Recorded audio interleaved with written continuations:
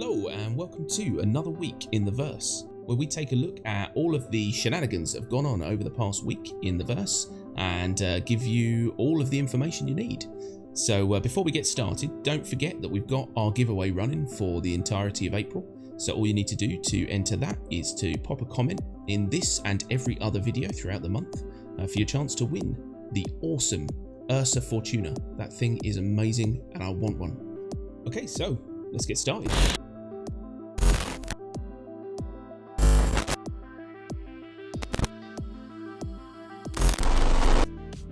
So first up at the beginning of the week we had a Spectrum post from Chris Roberts himself.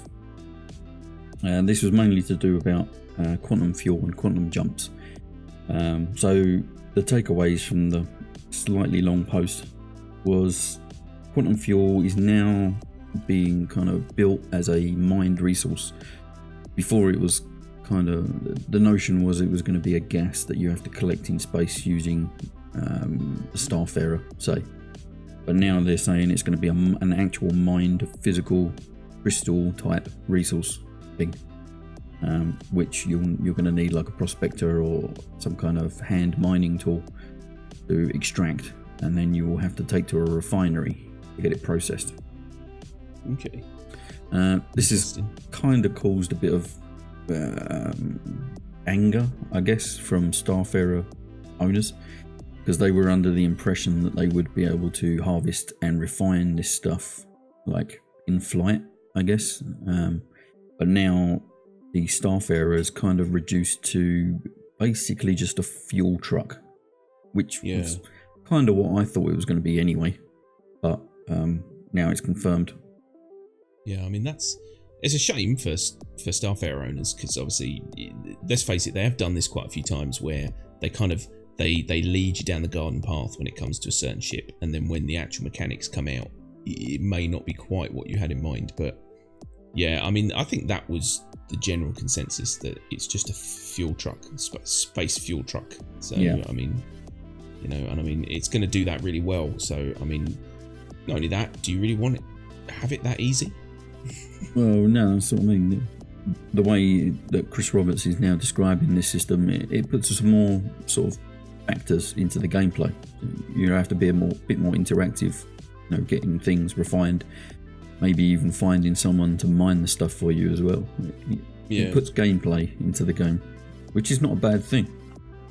No, I agree. I think that's what it needs. You know, I mean, being self-contained is one thing, but yeah, it's nice to have certain procedures in place, which, you know, are going to involve other players, or at least, you know, materials other players have got for you, etc. I mean, it just adds that element of interactivity, so it's good.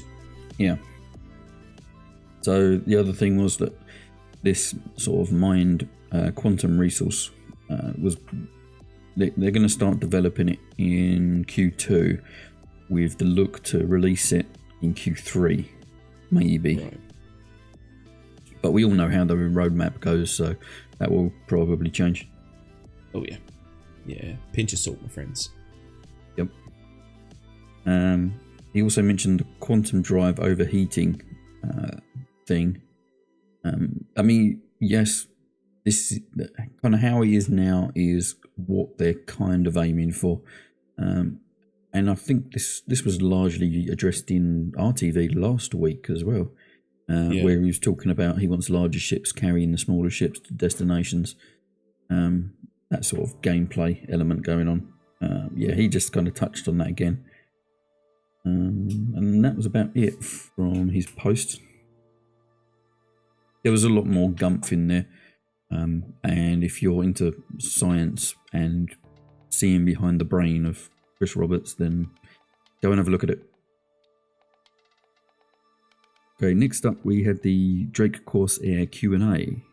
Again, these Q&As don't really give us too much information. A lot of the questions are, in my view, fairly rudimentary. A lot of the questions that come out of these are stuff that you would kind of assume anyway.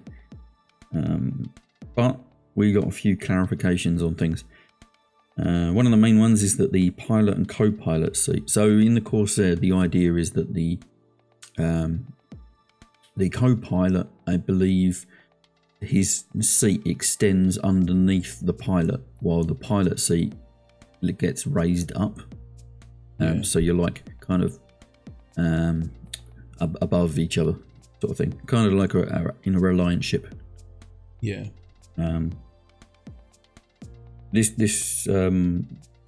So they confirmed that when the ships are in their active positions, there will be a walkway kind of underneath the pilot seat, so that the co-pilot could stay in his seat and control the ship, do whatever he's doing, but the pilot could leave his seat and go back into the back of the ship.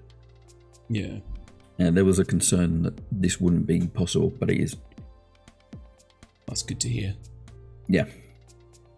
It's also confirmed that the co-pilot will be able to actually fully control the ship if the pilot gives him control of it, kind of deal. But I think this is more of confirmation that this will be available in all ships, not just the Corsair. Yeah, this is just a down the road thing that they want to do for every ship. That has co-pilot capabilities. And there was a question about the cargo of the Corsair, and the clarification was that you could have a large vehicle in the back of the ship or cargo. One or the other. You can't have both. Yeah. Very similar to how the Constellation works now. If you put a rover on the cargo lift of the Constellation, you can't load it up with cargo. Same thing. Yeah. I mean, people have come to terms with that, so, same deal, really. And there was a question about landing lights. Would the Corsair have landing lights when it gets implemented? Again, this is a feature that they're looking to implement on all ships, not just the Corsair. Good. Yeah. No more crashing. Yeah, hopefully. No more trees coming through my hull and stuff. Yeah. So then we had the RTV, which is all about the character customizer again. Yeah. It's like their new favourite thing. Yeah. We just seem to get bombarded with the character customizer at the moment. They were talking about character age, how they're going to have different sort of skin sets that will look older or younger, respectively. They're not going to go the whole have a slide bar and using the slide bar will change your age type deal. They're not going to do that. Hair was brought up as well. They're looking at bringing in some more hairstyles. We already knew this from last week. Facial hairs come up as well. They're working on the whole beards and moustache scenario, but they don't have too many kind of samples to put in the game yet. So they need to kind of design more beards before we get them. They also mentioned an undo feature. So if you change something on your character while you're creating it and you're not happy with that change, you can undo that quite easily and then sort of go backwards and forwards and decide if you like that change or not. Yeah, that's a good idea. The last thing you want is to have a character that looks like mine. Yeah. They touched on an update to the UI for the customizer. It should be coming on the roadmap soon. And they want to try and sort of clean up the options, I guess. Want to merge a few bits together in the UI, make it a bit more simpler. Yeah, it's a good idea. It's quite daunting sometimes when you look at that, and there's a lot going on the screen. So yeah, that would definitely help, I think. Yeah. So they also talked about the having a preset code. So if you make a character, it will give you a code, and then say the server gets reset, the database gets reset, and you have to make your character again. You can input this code, and it will automatically create your last character. That makes sense. Makes a lot of sense. The last thing you want is every time they wipe to have to try and recreate that same face again. It would just be a pain in the arse. Yeah, definitely. The problem we've got at the moment is that when they start adding new things into the database for the customizer, that code could become a bit odd Yeah, because it will try and it will try and reference things that aren't there or have been moved or have changed in some way. So we probably won't see that for a while. Yeah, I mean that's fine though. I mean we definitely want a working system rather than something that's useful until it breaks. You know, so yeah, I can wait for that. Yeah, and then they also brought up having makeup on your character. They're trying to find a way of doing it properly, but at the moment, with the current setup, it's not possible because the makeup looks a bit odd. Apparently, they were bringing in some sort of beauty specialist to have a look at the system and see if it looked okay. And she basically said, "No, don't put that in because that's just weird." Yeah, I remember them saying that it's at the moment it will look more like face paint than makeup. Yeah.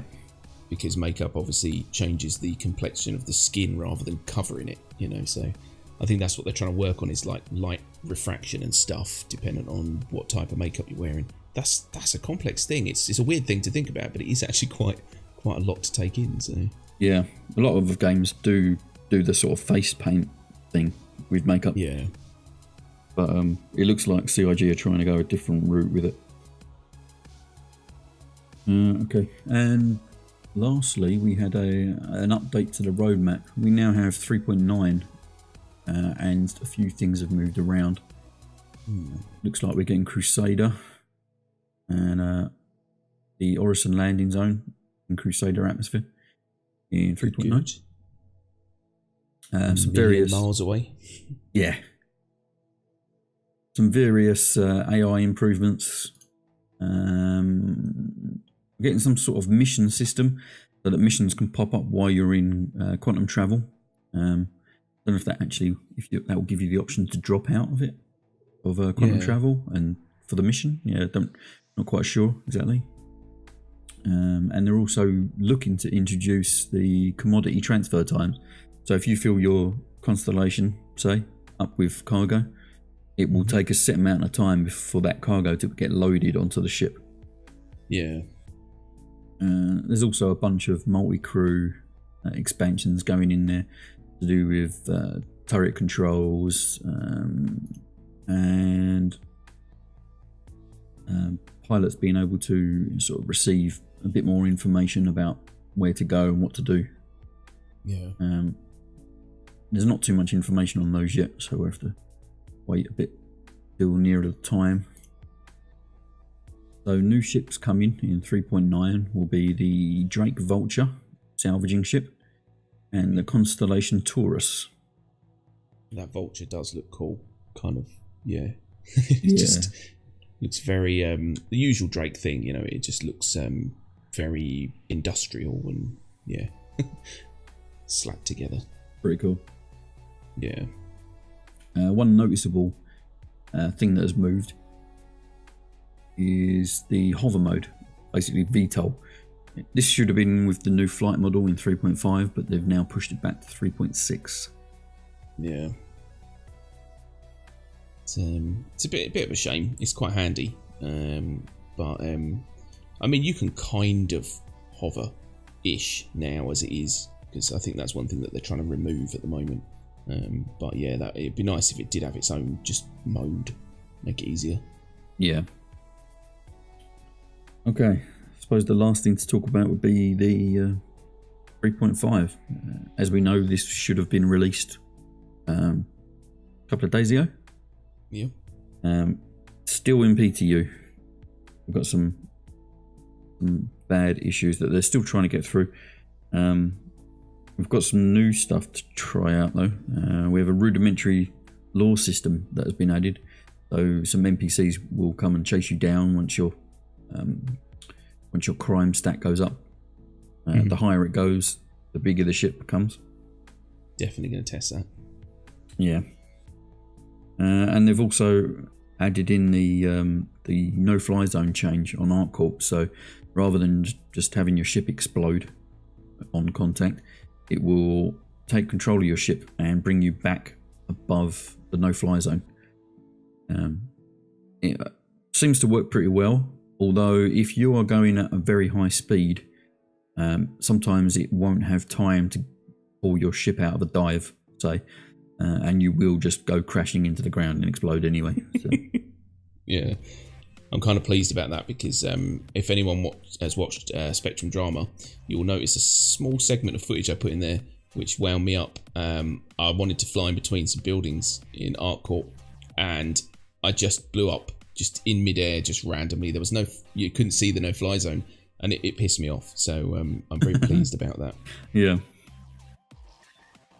Yeah, it's getting close to a live candidate, but there's still some sort of quite bad issues to do with targeting. Fixed weapons are still not good, not great. No. The ESPs are a bit all over the place.